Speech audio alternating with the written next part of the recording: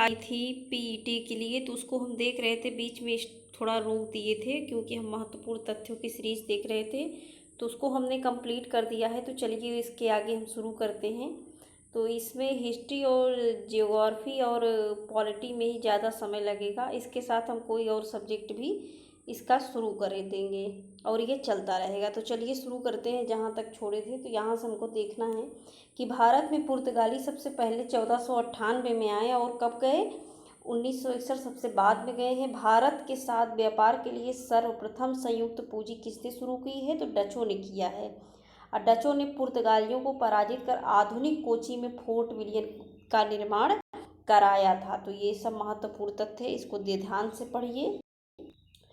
और 1599 में इंग्लैंड में एक मर्चेंट एडवेंचर्स नामक दल ने अंग्रेजी ईस्ट इंडिया कंपनी अथवा the governor and company of merchant trading to the East Indies की स्थापना की। यही प्राचीन नाम है, इतना नहीं आएगा प्राचीन नाम। तो देखिए, जहांगीर के शासनकाल में इंग्लिश ईस्ट इंडिया कंपनी ने 1611 में सर्वप्रथम मछलीपट्टनम अथवा मछलीपट्टनम में अस्थायी कारखाना की स्थापना किया। मसूलीपट्टनम को मछलीपट्टनम कहते थे, इंग्लिश जो ईस्ट इंडिया कंपनी वाले आए थे तो वो कहते थे। 1613 में सूरत में स्थापित कारखाना अंग्रेजों का प्रथम स्थायी कारखाना कहाँ था, तो सूरत में था। 1661 में इंग्लैंड के सम्राट चार्ल्स द्वितीय का विवाह पुर्तगाली की राजकुमारी कैथरीन से होने पर चार्ल्स को बम्बई जो है दहेज में मिला था और उन्होंने 1668 में 10 पाउंड वार्षिक किराए पर ब्रिटिश ईस्ट इंडिया कंपनी को दे दिया था। तो ये फैक्ट भी कई परीक्षाओं में प्रश्न पहले भी बन चुके हैं। लुई 14वें के मंत्री काल्बर्ट दलस 1664 में फ्रेंच ईस्ट इंडिया कंपनी की स्थापना हुई, जिसे कंपनी देस इंडेस ओरिएंटलेस कहा गया। मुर्शीद कुली खां बंगाल का प्रथम सूबेदार था, जिसे मुगल सम्राट द्वारा नियुक्त किया गया था। अलीवर्दी खां के बारे में देखिए, ने यूरोपियों की तुलना मधुमक्खी से किया और कहा कि उन्हें न छेड़ा जाए तो वह शहद देंगी और छेड़ा जाए तो वह काट काट कर मार डालेंगी। ये कथन भी बन चुका है। इसमें जो प्रीवियस ईयर में बन चुके हैं तो उसी का संग्रह है। तो इसको आप लोग यूपी ट्रिपल एससी का पीईटी होगा उसके लिए भी महत्वपूर्ण है, और जो यूपी पीएससी आरओ होगा यूपी पीसीएस के लिए भी, क्योंकि तो वही है। ब्लैक होल की घटना 20 जून 1756 में सिराजुद्दौला के समय में हुआ। भारतवर्ष ब्रिटिश साम्राज्य का संस्थापक चार्ल्स रॉबर्ट क्लाइव को माना जाता है। अब 22 अक्टूबर 1764 में अंग्रेजों ने मीर कासिम अवध के नवाब सिराजुद्दौला और दिल्ली के मुगल सम्राट शाह आलम की सम्मिलित सेना को बक्सर के युद्ध में पराजित हुआ। तो बक्सर का युद्ध पूछा जाता है कि कब हुआ, 22 अक्टूबर 1764 में। अब कौन कौन इसमें शामिल था, तो अंग्रेजों ने किसको किसको, मीर कासिम और अवध के सिराजुद्दौला और शाह आलम द्वितीय। तो ये भी पूछा जाता है कि छोटे परीक्षाओं में कि शाह आलम द्वितीय कहाँ से थे, तो दिल्ली के मुगल थे, और अवध के नवाब सिराजुद्दौला। इलाहाबाद की संधि अगस्त 1700 उसमें 65 के अनुसार शाह आलम को अंग्रेजी संरक्षण में ले लिया गया और इलाहाबाद ये दिया गया है कि इलाहाबाद तो प्रयागराज नाम हो गया है, तो सबको पता होगा। 12 अगस्त 1765 में फरमान द्वारा मुगल बादशाह शाह आलम द्वितीय ने कंपनी को बंगाल, बिहार और उड़ीसा की दीवानी स्थायी रूप से दे दी, जिसके बदले में कंपनी द्वारा सम्राट को 26 लाख प्रति वर्ष पेंशन के रूप में दिया जाता था। तो ये पेंशन पूछी जाती है कि कितना दिया गया था, तो 26 लाख दिया जाता था। और सरदार के पन्नीकर ने कहा है कि 1765 से 1772 ईस्वी तक कंपनी ने बंगाल में डाकुओं का राज्य स्थापित किया था। तो किसने कहा था, इसको याद रखिए। रणजीत सिंह का जो जन्म है 13 नवंबर 1780 को सुकरचकिया मिसल के मुखिया महासिंह के घर हुआ था। तो रणजीत सिंह किस मिसल से थे, तो ये प्रश्न महत्वपूर्ण है। अगला हम फैक्ट देखेंगे।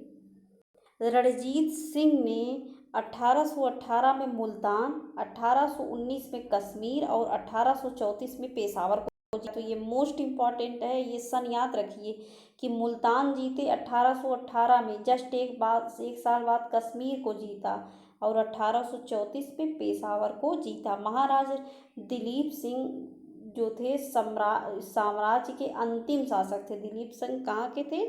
तो ये पहली चीज़ तो इनकी जो अंत्येष्टि है वो इंग्लैंड में है। ये जो 3-4 फैक्ट है दिलीप सिंह के बारे में, तो इसका ये सारे प्रश्न प्रीवियस ईयर बन चुके हैं। कहाँ हुआ था? तो पहली चीज़ तो ये भारत में नहीं मरे थे, ये फ्रांस में मरे थे और इनकी अंत्येष्टि इंग्लैंड में हुई थी। अब प्रथम आंग्ल मैसूर युद्ध 1767 से 69 के बीच हुआ। और द्वितीय के दौरान हुआ। हैदर अली ने निजाम तथा मराठों के मध्य मिलकर अंग्रेजों के विरुद्ध एक मोर्चा बनाया। टीपू सुल्तान ने श्रीरंगपट्टनम को अपनी राजधानी बनाया और जयकोई क्लब की स्थापना और उसका सदस्य बने। तृतीय आंग्ल मैसूर युद्ध 1790 से 92 के अवसान श्रीरंगपट्टनम की संधि मार्च 1792 में हुआ। टीपू सुल्तान चतुर्थ आंग्ल मैसूर युद्ध 1799 के दौरान अंग्रेजों से लड़ते हुए मारे गए। चतुर्थ में टीपू सुल्तान मारे गए और द्वितीय में जो है इनके पिताजी हैदर अली मारे गए, तो इसको याद रखिए। 1793 में कार्नवालिस ने भू राजस्व की बंदोबस्त और जागीरदारी, मालगुजारी और बीसवेदारी आदि भिन्न भिन्न नामों से जाना जाता है। तो ये भिन्न भिन्न नाम भी आ जाते हैं परीक्षाओं में। और इसका याद रखिए कि ये समूचे ब्रिटिश भारत के क्षेत्रफल का 19% था। रैयतवारी किसने शुरू किया? टॉमस मुर्रो और कैप्टन रिग ने। और सर्व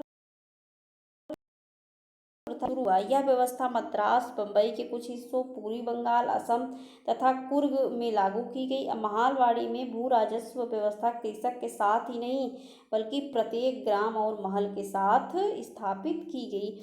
महालवाड़ी उत्तर प्रदेश, मध्य प्रदेश तथा पंजाब में लागू हुई, जिसके अंतर्गत कुल ब्रिटिश भारत के भू राजस्व का 30% हिस्सा था। दादा भाई नौरोजी ने अपने लेखों England debts to India, poverty and British rule in India, the wants and needs of India तथा ऑन द कॉमर्स अपने अपवाह तंत्र का प्रतिपादन किया। दादा भाई नौरोजी ने 1865 में WC बनर्जी के साथ मिलकर लंदन इंडिया सोसाइटी की स्थापना की थी। ये मोस्ट इम्पॉर्टेंट तथ्य है। 1892 में लिबरल पार्टी के टिकट पर ब्रिटिश हाउस ऑफ कॉमन्स के लिए चुने गए दादा भाई नौरोजी पहले भारतीय थे। अब हम देख लेते हैं गवर्नर जनरल और उनकी नीतियाँ। वारेन हेस्टिंग्स, ये 1772 में बंगाल में द्वैत शासन का इन्होंने अंत किया। लॉर्ड कार्नवालिस 1793 में स्थायी बंदोबस्त। लॉर्ड वेलेस्ली 1798 में सहायक संधि।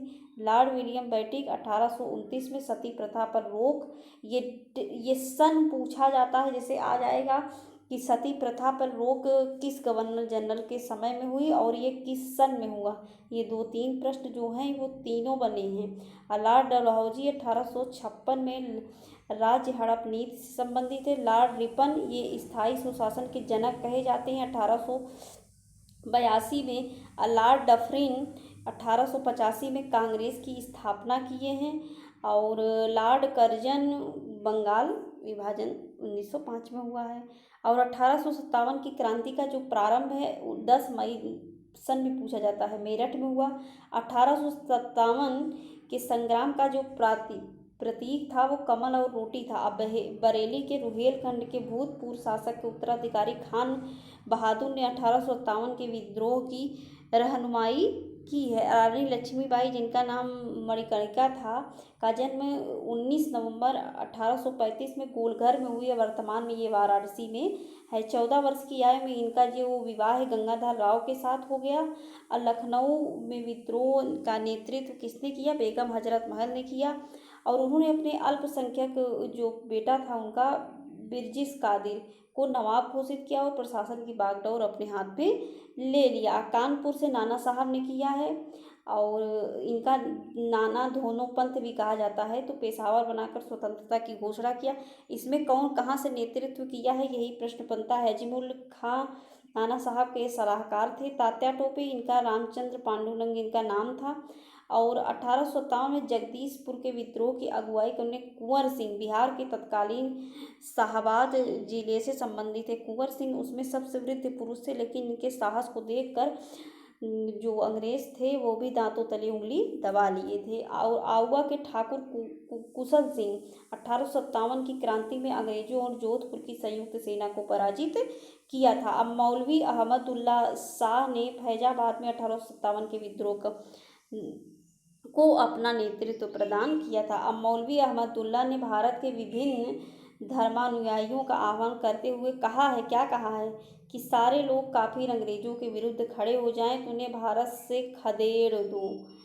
और 1857 के विद्रोह के समय भारत का गवर्नर जनरल लॉर्ड कैनिंग था और 1857 के समय बैरकपुर के lieutenant general sir John Bennett Harris ने कमांडिंग ऑफिसर थे। आगे क्या है कि 1857 के भारतीय सेनापति देखिए, जगदीशपुर से कुंवर सिंह, लखनऊ से बेगम हजरत महल, कानपुर से नाना साहब और तात्या टोपे, झांसी से रानी लक्ष्मीबाई, दिल्ली से बहादुर शाह द्वितीय, इलाहाबाद से लियाकत अली, बरेली से खान बहादुर खान। सर जेम्स आउटरम्स एवं डब्ल्यू टेलर ने 1857 के विद्रोह में हिंदू मुस्लिम षड्यंत्र के परिणाम बताया है। वी.डी. सावरकर ने अपनी पुस्तक the Indian war of independence 1857 में इस विद्रोह को सुनियोजित स्वतंत्रता संग्राम की संज्ञा दी। और 1857 में भारतीय स्वतंत्रता आंदोलन के सरकारी इतिहासकार सुरेंद्र नाथ सेन थे, जिनकी पुस्तक 1857 वर्ष 1957 में प्रकाशित हुई। सर सैयद अहमद खां द्वारा लिखित पुस्तक असबाब बगावत हिंद 1859 में प्रकाशित हुई, जिसमें 1857 के विद्रोह के कारणों की चर्चा की गई है। तो ये प्रश्न पूछा जाता है किस पुस्तक में कारणों की चर्चा की गई।